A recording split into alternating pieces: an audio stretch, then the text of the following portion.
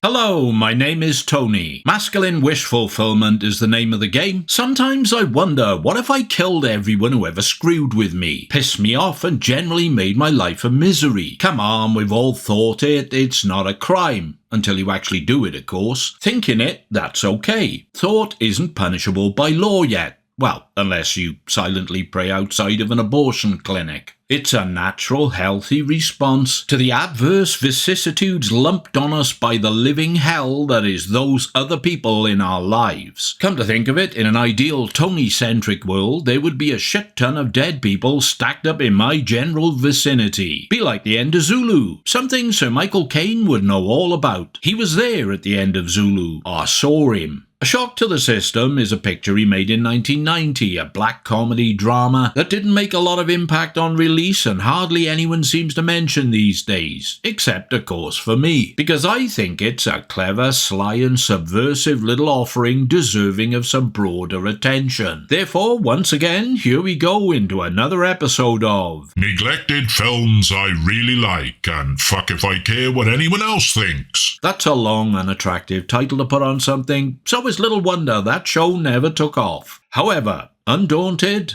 Michael Caine is Graham Marshall, a middle-aged, long-standing executive drone in an advertising company. Saddled with demeaning, demanding, airhead, social-climbing wife Leslie, Swoozy Kurtz, he nonetheless overestimates his value to the company. When a corporate takeover is forcing his older superior colleague George Brewster, John McMartin, into early retirement, Graham is considered his natural successor. Surely it's a done deal. Doesn't go like that. His younger and obnoxiously supercilious rival Bob Benham, Peter Rygert, gets promoted over him. Graham is incandescent with disappointment and rage. So much so that when he shoves a pestering homeless beggar away from him on the subway, the man falls onto the rail in front of a train and dies. Shocked and scared, Graham is nonetheless exhilarated and empowered and marvels at how no one notices the crime and he can simply walk away. After Graham and Leslie spend a grueling and humiliating weekend away with Benham and his girlfriend Tara, Haviland Morris, at the man's sumptuous home and aboard his private yacht, Graham plans some changes. He decides the greedy and self-absorbed Leslie must go. Inspired by the faulty wiring and frequent blackouts caused by Leslie's power-hungry exercise machine and his own near-electrocution in the basement, Graham rigs a shocking death trap. Whilst he's away at a conference, Leslie goes into the basement to get the power back on after it cuts out. Graham has shown her what to do. Zap!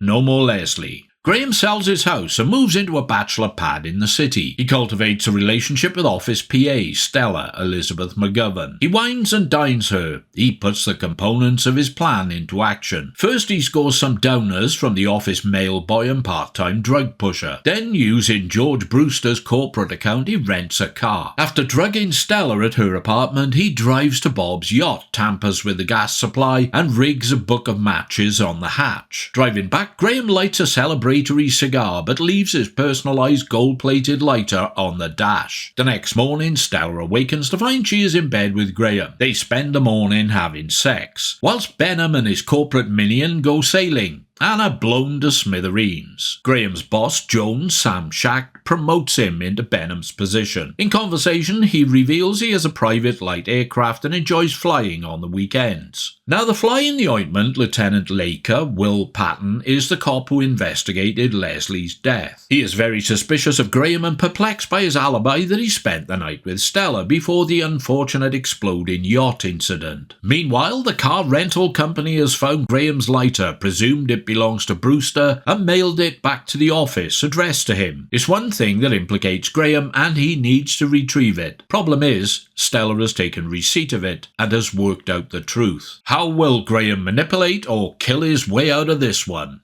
The yuppie culture of the era inspired several earlier lightweight comedy outings such as Working Girl and The Secret of My Success, as well as Oliver Stone's more seriously appointed Wall Street. A Shock to the System positions itself in the unexplored middle ground between the out-and-out comedy and the mega-cynical socio-political drama, an area it makes its own. Based on Brett's satirical novel, it's a black comedy drama with a bright and breezy feel layered over the darker undercurrent simmering away beneath the surface. It is, after all, about a cold-hearted killer who bumps off the obstacles barring his way to the better life he believes he richly deserves. That we identify with Graham, a casually amoral asshole, and the villain of the piece is down to two things. The playful script by Andrew Clavin, which provides some great one-liners and a noirish voiceover, and Michael Caine's appealing, mischievous performance. Caine seems to be having a ball here, seething with middle-aged male angst one moment, dispensing effortless charm the next. A masterclass of duality from a top-flight screen performer. The trick he employs is not to break the fourth wall Alfie style and speak directly to the audience, but to look into the camera, tipping us a conspiratorial wink and speak to himself in a mocking American accent. We are privy to his thought processes and motives. He draws us into his persona and actions, makes us like him, implicates us. We know he's a murdering asshole, but he's one murdering asshole we want to hang out with. Perhaps for men of a certain age, it's an easier stretch to empathise. Killing the wife, for instance. Now don't get me wrong, whilst I would never advocate such a thing, and certainly never do it, well, okay, I would say that, wouldn't I? But still, that doesn't preclude something of an emotional resonance. I get this. There's an atom or two of understanding here. For a fictional character in a fiction, important to emphasise that, I feel.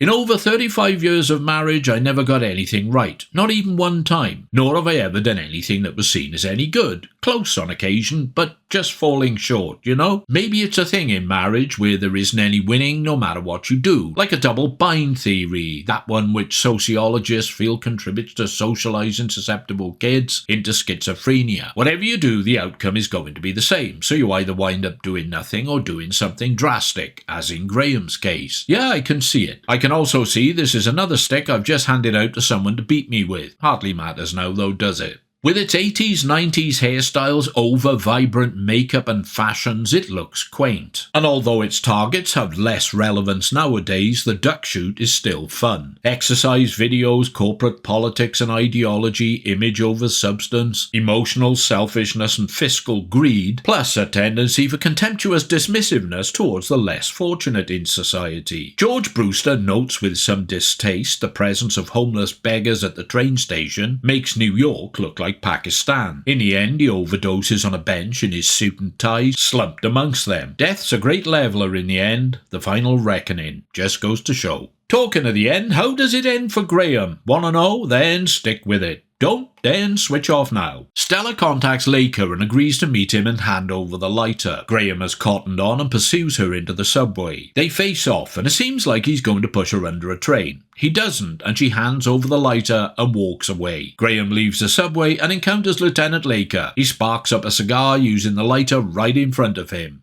Graham promotes and transfers Stella to the LA office. George Brewster commits suicide in the train station with a bunch of pills looking suspiciously like those Graham procured to drug Stella. If he'd lived, it's likely he would have exposed the use of his corporate account to rent a car he never drove. Graham has taken a fancy to Jones's luxurious corner office and his top dog position. Whilst he contemplates the future, a small light aircraft flies above a tropical landscape. The engine splutters several times and cuts out. A crash and explosion are heard, but not seen. A Shock to the System is not a big tentpole production. It's a bit like an indie flick, with a prestigious lead actor and some very decent characterful support. Though the script does great with dialogue and character interaction and some cute touches, like how Caine imagines himself as a magician, illusionist or sorcerer, some sort of corporate wizard. Bippity, Boppity, boo. It is also full of holes and inconsistencies. Don't think about it too much, I'd suggest. You'll just get annoyed.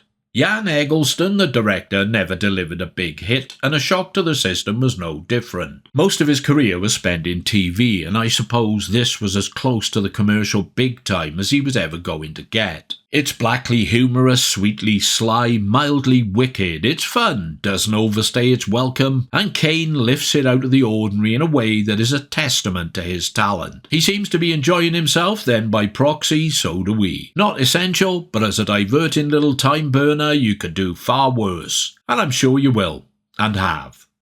Thanks to anyone who spent their time and attention on this. Should you feel so inclined, do whatever you choose to do next. Hit like, don't like, comment, subscribe, check out my early access Patreon thing, or even make a welcome financial contribution via the thanks button. There will be another look at another something soon, so meanwhile, just sit back and bide your time. All good things to those who wait. Ciao for now, pilgrims.